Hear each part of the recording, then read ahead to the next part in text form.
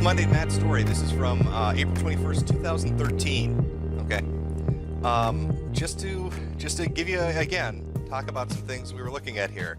Talking about age of consent in 2012. Talking about buying Little Sister's underwear in 2012. Talking about semen eating in 2012. So, was he talking about horse masturbation at the time? Talking about horse masturbation in 2012. Okay. So, we've got all this going on.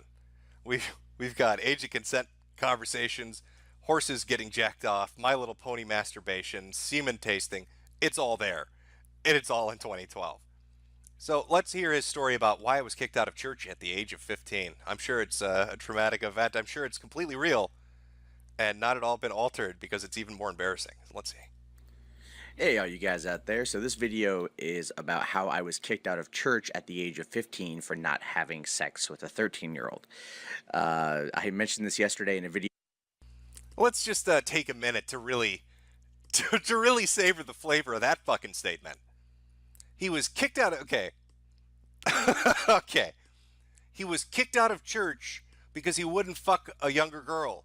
So he's saying at the age of 15, he was thrown out of church because he wouldn't fuck a 13-year-old. Now, I may not be the most deeply religious person on earth. I mean, I'm sure people like Nick Fuentes is much more dedicated in his Catholicism than I ever was in my being Protestant. And I'm sure there are a lot of you out there that are even more deeply than Nick.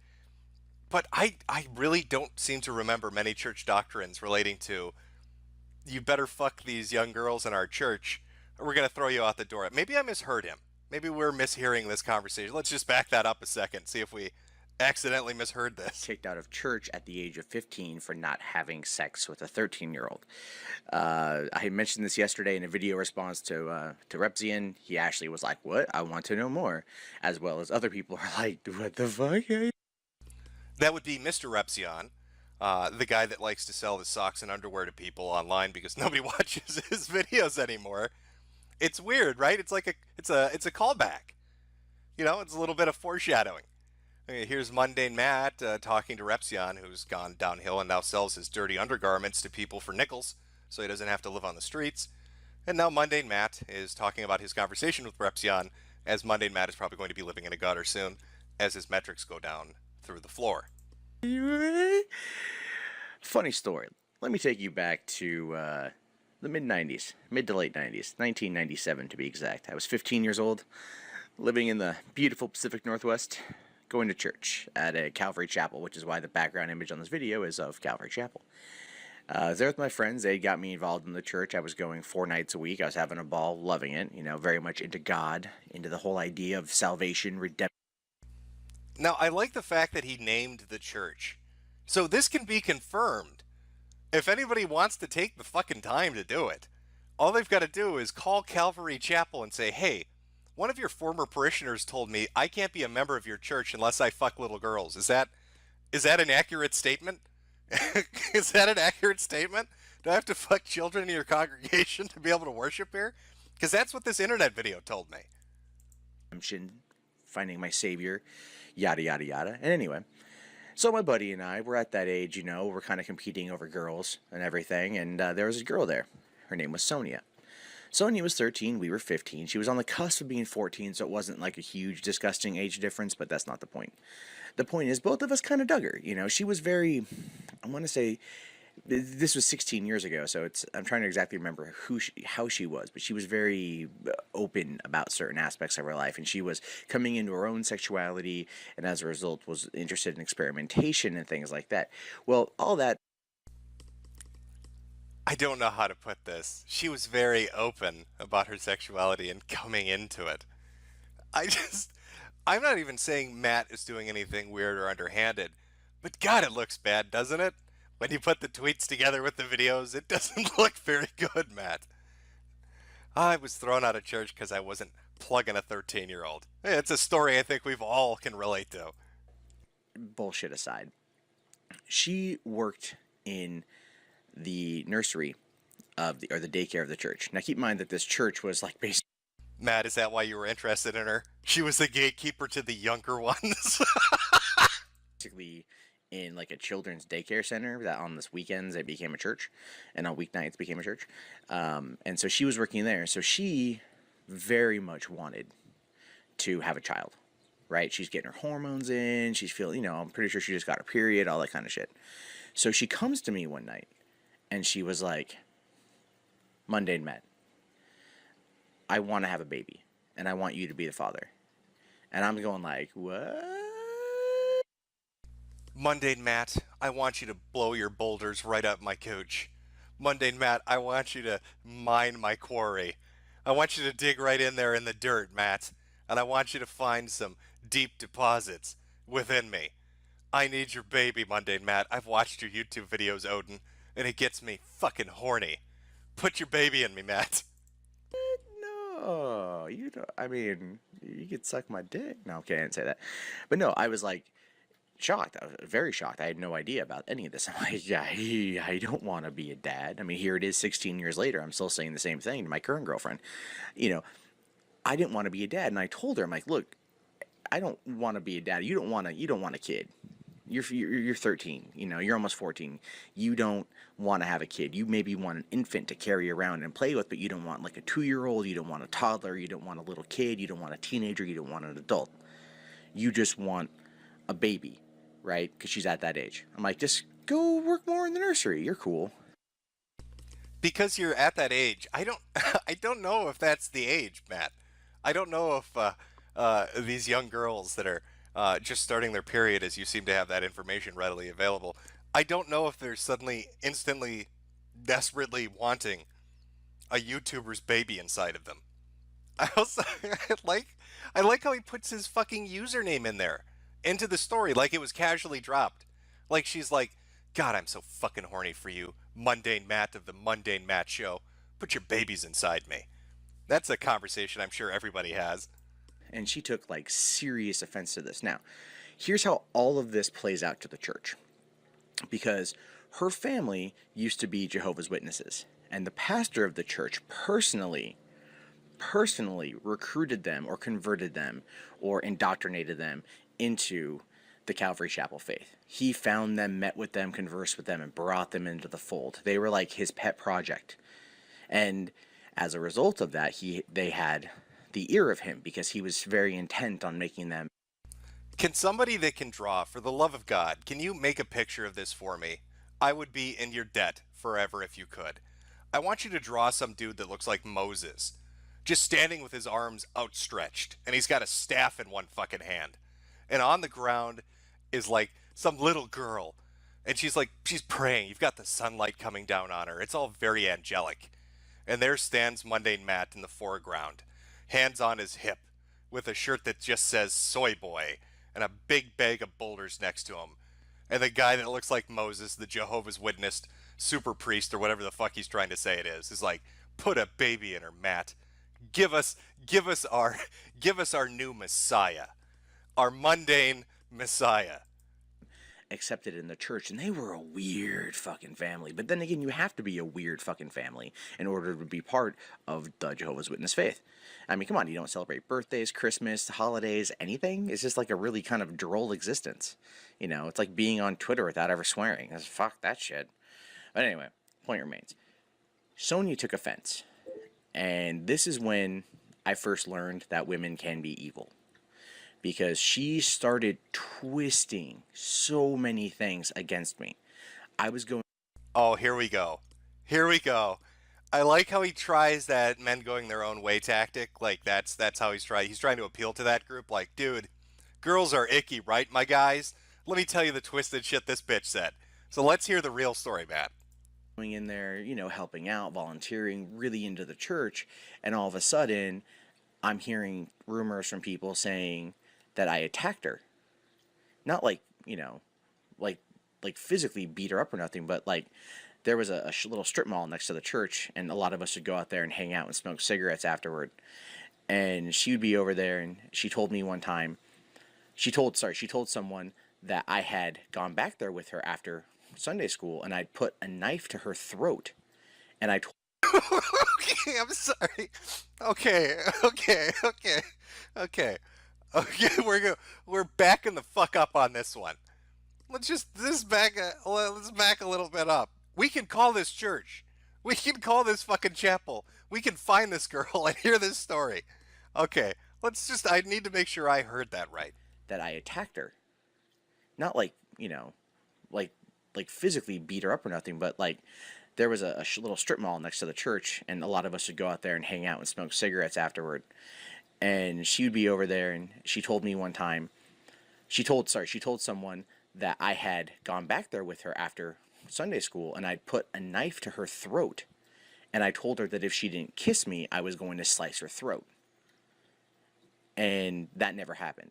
That I never did that, right? But that did happen to her. She told me that story like a while back. She told me that there was a guy that she had known from her neighborhood who wanted her to. Has Nick the Knife been dethroned? Has the Quarry King taken Nick Fuentes' title away from him? I mean, Nick likes to show the blade off when he's getting into a heated debate, but I don't know if he's going around Sunday schools, pulling out teenage girls and holding them against the wall and saying, bitch, if you don't give me a kiss right now, I'm gonna fucking end you. What the fuck is this story? Make out with him, and so he put a knife to her throat and like forced her to do it. So she used that story against me, and that like started getting really kind of weird. And then she was telling people that I was going around and harassing her brothers, her younger brothers, by like throwing chairs at them and like hitting them with things and trying to beat them up and trying to hurt them. And of course, she said this when like no one else was around, so I had no way of backing it up. And her little brothers, because they wanted to help her sister, were claiming that I did that stuff as well. So it's not just the girl that said that Mundane Matt held her at knife point and demanded smooches. Her fucking little brothers are saying, yeah, that crazy son of a bitch, Mundane Matt from the Mundane Matt show on YouTube, tried to, I guess, gang rape our sister behind a fucking church. And then when we told him that's a bad idea, he started throwing chairs at our fucking head like it was a wrestling show. I wonder how many rocks he hucked at them. And then the kicker was like her dad went to the pastor and was like, well, now Mundane Matt is calling my house at 2 o'clock in the morning and cussing me out. Okay, that did happen. Okay, you know what the fuck? All right, so I didn't attack her with a knife, and I didn't assault her little brothers, but I was calling her house at 2 in the morning. That did happen. Sounding a little stalkerish, Matt. Let's maybe I'm jumping ahead a little bit too much, and we'll get to the. I see some super chats piling up. We'll read them at the end of this. We've got a few more minutes to go, but let's hear where this goes. did not do it. And the story with that was, my friend and I were hanging out with some other friends. It was like 2 o'clock in the morning. We were drinking, and we were like, I wonder what Son is up to right now. Yeah, he should call her and maybe, like, what's up?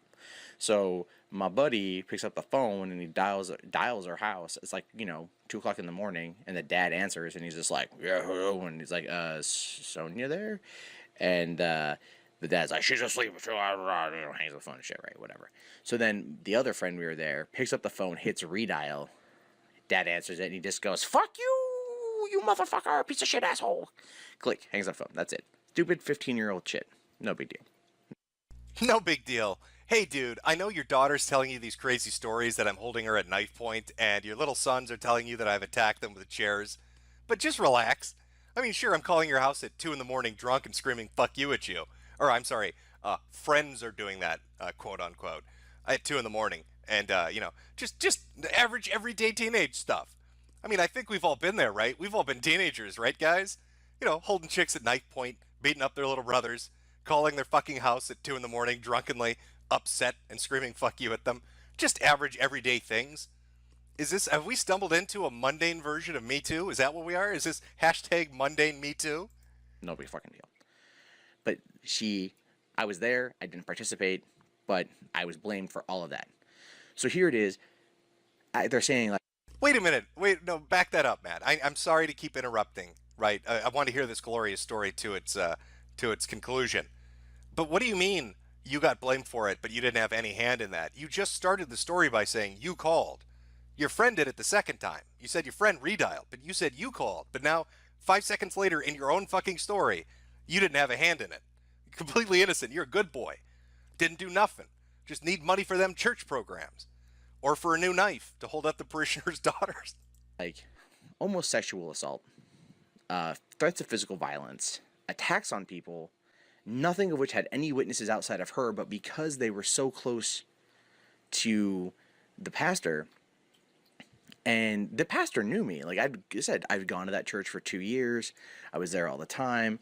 I was really digging it. And I didn't, basically at that point, he was like, we need you to not come back. Because Okay. He was thrown out of a church. He, he was thrown out of a church not because he refused to have sex with a 13-year-old. He was thrown out of a church by the fucking pastor. By the pastor of the church. And he'd been a member there for 2 years because the pastor of the church started hearing stories about him holding up little girls at knife point, attacking fucking little boys, and drunkenly calling people's houses at 2 in the morning. The pastor of the church threw your ass out of that church, Matt, because he was afraid you were going to Allah Akbar in the middle of a Sunday sermon. That's why you got thrown out of the fucking church, champ. because you were a disruption, you were a distraction, and you were causing too many problems. And I just looked at him like, what? Are you fucking kidding me? Really? And at that point in time, I was 15, and I was just trying to figure it all out and shit. And I'm not a bad person. I may talk like a lot of crap, but I'm not a bad person. I would never do anything like that to anyone, ever. Yeah, he was just totally in a bad headspace, okay? A lot of stress going on. Even though this was 16 years ago, according to him. There was this guy called Dementoed Pesos, and he had a local cable show, and all it did was pick on Matt, and Matt just couldn't handle it. And he couldn't flag it because it was just the local cable channel. So, they gave him a bad headspace, really fucked him up, so he started holding people up at knife point. You know how it is. And yet, here I am being accused, and I have absolutely no way of backing my claim, no way of proving my innocence. And the entire congregation was looking at me like I'm some sexual deviant or degenerate. And that's just not who I am. This motherfucker is telling a story where the entire congregation of a church and the fucking pastor ask him to leave. That is pretty phenomenal, Matt. That's pretty fucking extraordinary to have an entire church know about what you've done to the point that they're asking you to fuck off. That the entire Calvary Chapel and the fucking pastor have asked you to leave. So I said, okay, this is how you want to play. If this is what God wants for me, then I'm done. I'm gone. And I left, and 16 years later, I've never gone back to church. Anyone who tries to talk to me into going to one of their congregations, I basically tell them to go suck a gigantic, fat, hanging, AIDS-infested cock, swallow the load, and smile. It's deeply offended me as a person, because this is when you find out. This is why I've been one of the reasons why I will support the underdog more often than not. If something is there, I will back them, because there's always another side of the story.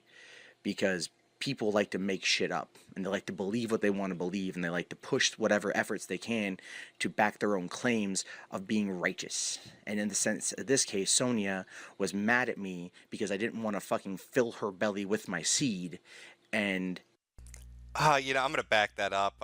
I just want to hear him actually say that with a straight face one more time. And to back their own claims of being righteous. And in this case, Sonia was mad at me because I didn't want to fucking fill her belly with my seed, and she basically got me kicked out of a community that I had spent 2 years heavily involved with, that were friends and people that were very close to me, and people that I have not spoken to since, because I was basically ostracized for taking the high road and not being a sexual degenerate. Never mind the fact that I didn't want kids. Yeah, Matt was taking the high road, guys. He's not a sexual degenerate. I don't know where you're getting this idea that Mundane Matt is a sexual degenerate. Okay, he's taking the high road. Why would you think Mundane Matt is a fucking deviant? What would possibly convince you that Mundane Matt is a sexual degenerate? He's taking the high road. Don't know what the fuck you guys are talking about. Perfectly well-adjusted person. Fucking hell. So now you know. And according to G.I. Joe, knowing is half the battle. So yeah. Welcome to my life. It's been fun. Holy fucking shit. I'll be honest with you. I heard the video existed, and people were telling me like, oh, hey, it's a weird story. It's a bullshit story, but I wouldn't fuck a 13-year-old. A little bit more to that, tiny bit more to that than what I'd been told. I'll be honest. So to recap, the bits of the story we heard, Mundane Matt was thrown out of a church as a teenager by the entire congregation and the pastoral staff because a girl accused him of basically trying to rape her at knife point behind an abandoned building. And then when she got away, he assaulted her brothers with chairs. This is her claim. And finally, I guess in a fit of drunken rage, started calling her house at like 2 and 3 in the morning repeatedly. There's a little there's a little argument even between himself about that. And so, he fights for the underdog, guys. Okay, this is a freedom fighter. The Boulder King, Boulder Boy, the Quarry King, is a fucking freedom fighter.